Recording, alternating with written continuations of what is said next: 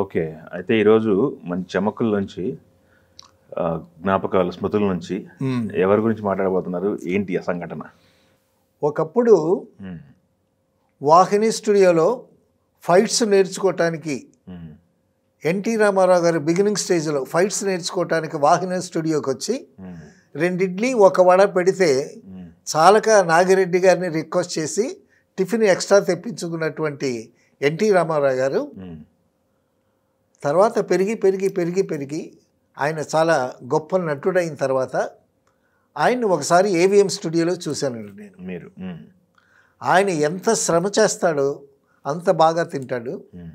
So మళ్ళా పౌరాణిక character వేసేటప్పుడు ఒక నిమ్మకాయ నీళ్లు తప్పించి ఇంకా ఏమి తీసుకోడు. ఆయన ఉదయాన్నే 4 గంటలకు లేచి ఎక్సర్సైజ్ అంతా చేసి ఒక నాటుకోడి కోడి ఆయిల్లో వేయించి తింటాడు అని చెప్తారు. అది అందరికీ తెలిసిన విషయమే. అలాగే ఆయన మంచి ఫుడ్ తింటాడు, చాలా కష్టపడి పనిచేస్తాడు. పౌరాణిక క్యారెక్టర్స్ వేసేటప్పుడు మాత్రం పచ్చి మంచినీళ్ళు కూడా తీసుకోడు, నిమ్మకాయ రసంతో ఉంటాడనమాట. అటు పస్తులు ఉండగలడు, అటు అద్భుతంగా తిని కఠిన శ్రమ చేయగలిగేటటువంటి అటువంటి వ్యక్తి. ఒకసారి ఏవిఎం స్టూడియోకి వెళ్ళానండి నేను. పక్క ఫ్లోర్లో మాది షూటింగ్ ఉంటే పక్కన ఎన్టీ రామారావు గారు ఉన్నారు అంటే చూడటానికి వెళితే అక్కడ ఎన్టీ రామారావు గారు స్వింగింగ్ చైర్ ఇలాగా ఊగుతూ ఉంటుంది, ఆ చైర్లో కూర్చున్నారు. ఆ చైర్ మీద పెద్ద టర్కీ టవల్ వేస్తే ఆ కుర్చీలో కూర్చున్నాడు ఆయన. ఇంతలోకి ఇటుపక్క ప్రొడ్యూసర్స్, డైరెక్టర్స్ ఒక సభలాగా ఉందన్నమాట. అంటే షార్ట్ గ్యాప్లో బయటకు వచ్చి కూర్చుంటారు, ఫ్లోర్ బయట వచ్చి కూర్చుంటారు. ఇప్పటిగా అప్పుడు క్యారవాన్ లేవు. ఫ్లోర్లో షార్ట్ అయిన తర్వాత బయట ఓపెన్ ప్లేస్ ఉంటుంది. ఆ ఓపెన్ ప్లేస్ చెట్టు గిట్టు ఉంటుంది, చల్లగా ఉంటుంది. అక్కడ కూర్చొని రిలాక్స్ అయ్యి చక్కగా కబుర్లు చెప్పుకుంటుంటారు. ప్రొడ్యూసర్లు, డైరెక్టర్లు అటు ఇటు బారులు తీసి కూర్చున్నారు, ఈయన కూర్చున్నారు. ఇంతలోకి ఒక కారు వచ్చింది. కారులో నుంచి ఒక ప్యాకెట్ వచ్చిందండి. ఆ ప్యాకెట్ తీసుకొచ్చి ఎన్టీ రామారావు గారి ముందు ఒక టీపాయ్ వేసి ఆ టీపాయ్ మీద అది ఓపెన్ చేశారండి. మీద ర్యాపర్ ఓపెన్ చేశారు. గుండు జీడిపప్పు, కేజీ జీడిపప్పు ఆయనకి ఇష్టమైంది.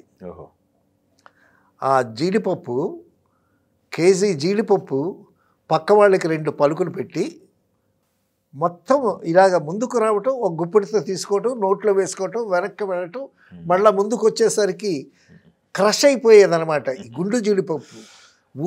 ఊటీలో గుండు జీడిపప్పు అని ఎంత ఉంటుందండి. జీడిపప్పు మిఠాయి, బెల్లంతో చేసినటువంటి జీడిపప్పు మిఠాయి నేను కళ్ళారా చూసా.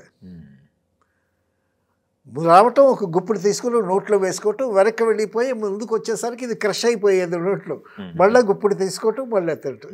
ఈ విధంగా ఆ కేజీ జీడిపప్పు తిన్నాడు ఆయన. తిన్న తర్వాత ఆయనకి దాహం వేసేటప్పుడు ఇలా అంటాడు. ఇలా అంటే ఇంత స్టీల్ గ్లాస్ ఉంటుంది పొడుగ్గా. ఆ స్టీల్ గ్లాసులో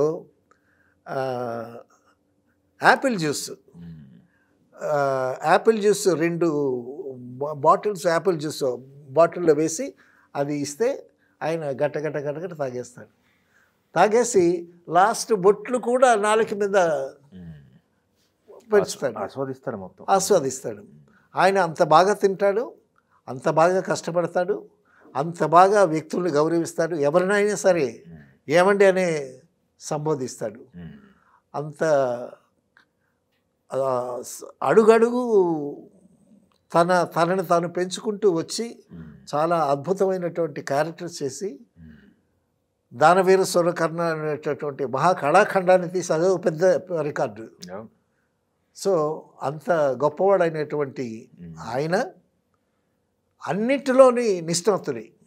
ఒక స్క్రీన్ ప్లే రైటింగ్లో కానీ తన సొంత స్క్రిప్టు ఆయన స్వహస్తులతో రాసుకుంటాడు. ఆయన హ్యాండ్ రైటింగ్ కూడా ముత్యాలకు చాలా బాగుంటుంది.